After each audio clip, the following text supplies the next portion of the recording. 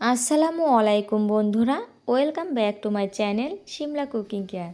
বন্ধুরা দেখতেই পাচ্ছেন আমি একটি মাছ নাড়াচাড়া করছি, আর এটা হচ্ছে সিলভার কাপ মাছ। তো আপনার ভাইয়া বাজার থেকে টাটকা মাছটি কিনে নিয়ে ওখান থেকেই অবশ্য কেটে নিয়ে এসেছে, কেননা 5 কেজি সাইজের মাছ আমার কাটতে একটু ঝামেলাই হতো, যে কারণে হচ্ছে ও বাজার থেকেই কেটে নিয়ে এসেছে। মাছটি দেখতেই পাচ্ছেন খুবই টাটকা ছিল। এখনও দেখুন কতটা এর মধ্যে থেকে ব্লাড বের হয়েছে, এতে মনে হচ্ছে খুবই টাটকা মাছটা। তো আমি তাই ভাবলাম যে বাজার থেকে যেহেতু নিয়ে এসেছে, তাহলে আজ রাতেই আপনাদের সাথে আমি একটি রেসিপি শেয়ার করব। এখানে আমি 6 পিস মাছ ভালো করে ওয়াশ করে নিয়ে তারপর আপনাদের সামনে চলে এসেছি। তো দেখুন মাছগুলো দেখতে কতটা সুন্দর হয়েছে, মানে খেতেও আশা করি ভালোই হবে। আর আমি এই সিলভার কাপ মাছটা ভালোই পছন্দ করি, তো আমার কাছে ভালো লাগে। জানি না আপনারা কে পছন্দ করেন বা না করেন। তো আমি আজকে যেভাবে রান্না করব, তো রান্নাটা যদি ফুল ভিডিও দেখে থাকেন অবশ্যই যে না খান সেও একবার রান্না করে খাওয়ার চেষ্টা করবেন। তো আমি কথা বলতে বলতে এখানে পরিমাণ মতো হলুদ দিয়ে দিয়েছি, তারপর পরিমাণ মতো মানে হচ্ছে মরিচের গুঁড়া দিয়ে দিলাম, এখন স্বাদ মতো লবণ দিয়ে দিলাম। এখন আমি এগুলো ভালো করে একটু মেখে তারপরে ফ্রাই করে নিব।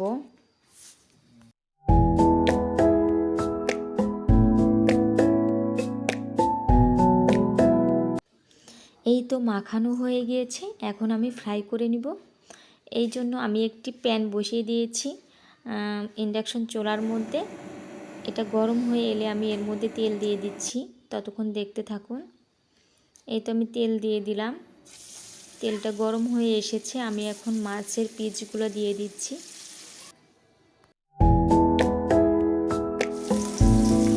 মাছের পিসগুলো এক পাশে ফ্রাই হয়ে গিয়েছে, এখন আমি উল্টে দিব।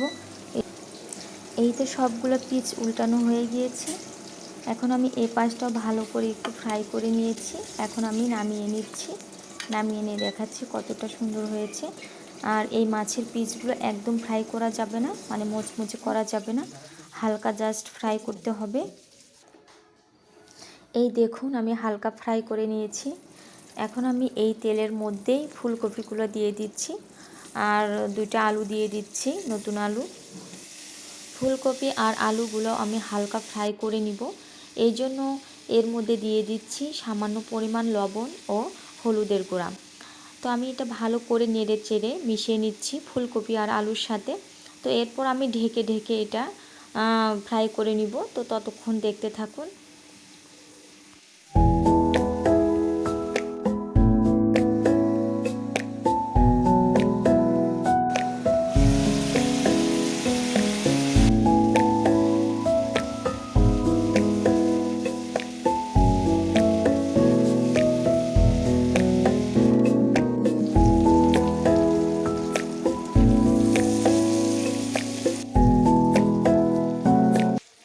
ফুলকপি আর আলু ফ্রাই করা হয়ে গিয়েছে, এখন আমি এটা নামিয়ে নিব।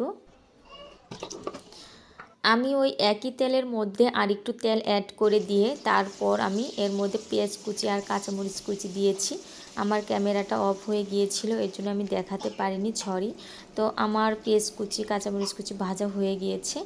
এখন আমি এর মধ্যে স্বাদ মতো লবণ, পরিমাণ মতো মরিচের গুঁড়া, পেঁয়াজ বাটা, আদা বাটা, জিরা গুঁড়া, ধনে গুঁড়া, আমি সবগুলো এখন দিয়ে ভালো করে কষিয়ে নিব, ততক্ষণ দেখতে থাকুন।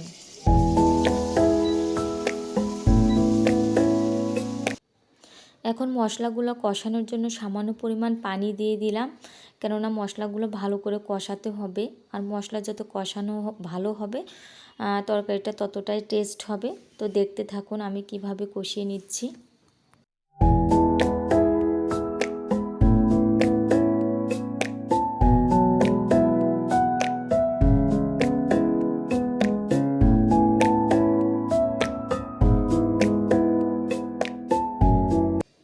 মশলাগুলো কষানো হয়ে গিয়েছে, তেল ছেড়ে দিয়েছে।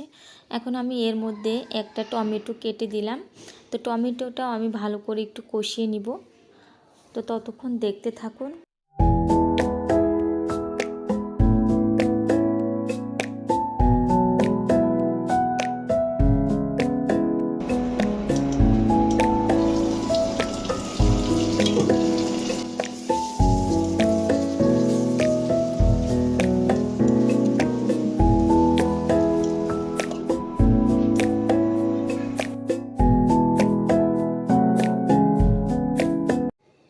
টমেটো কষানো হয়ে গিয়েছে।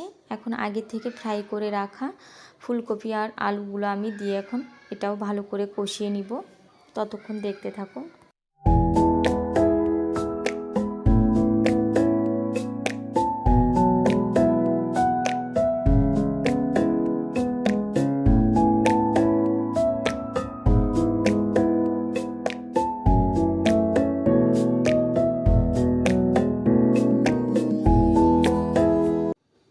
ফুলকপি আর আলুগুলো আমার কষানো হয়ে গিয়েছে। এখন এর মধ্যে আমি পরিমাণ মতো পানি অ্যাড করে দিব। তো এটা নর্মাল পানি, আমি পানি গরম করে দেইনি, আজকে আমার সময় ছিল না, বাট আমি সবসময় গরম পানিটা দেওয়ারই ট্রাই করি। তো আপনারাও দেওয়ার ট্রাই করবেন। তো গরম পানিটা অ্যাড করলে খুবই টেস্ট হয়। তো এটাও হবে, সমস্যা নাই। তো গরম পানিটা দেওয়ারই চেষ্টা করবেন। এখন আমি তরকারিটা ঢেকে দিব, এতে করে পানিটা তাড়াতাড়ি ফুটে আসবে।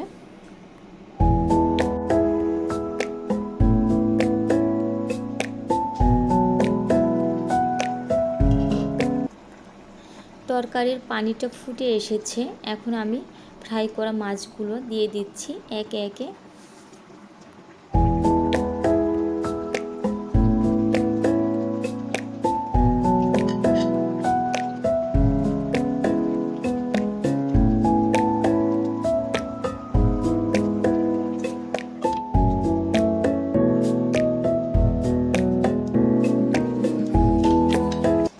তরকারিটা প্রায় হয়ে এসেছে।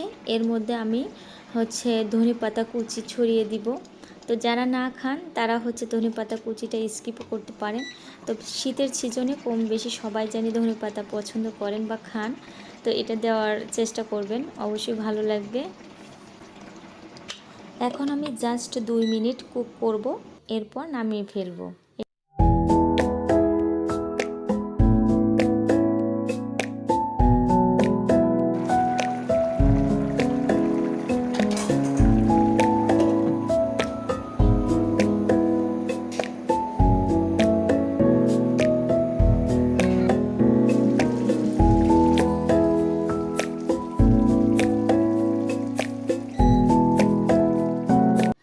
শেষ পর্যন্ত আমার তরকারিটা হয়ে গিয়েছে। আমি চুলাটা অলরেডি অফ করে দিয়েছি। তরকারির শেষ লুকটা দেখাতে দেখাতে বন্ধুদের কাছ থেকে আমিও বিদায় নিয়ে নিব।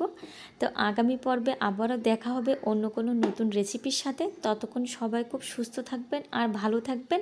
আর যারা এখনও পর্যন্ত সিমলা কুকিং কেয়ার সাবস্ক্রাইব করেনি, প্লিজ সাবস্ক্রাইব করে আমার পাশে থাকবেন। আর পাশের বেল বাটনটি ক্লিক করে নোটিফিকেশান অল করে দিবেন, যাতে করে আমার সবগুলো ভিডিও আপনাদের কাছে পৌঁছে যায়।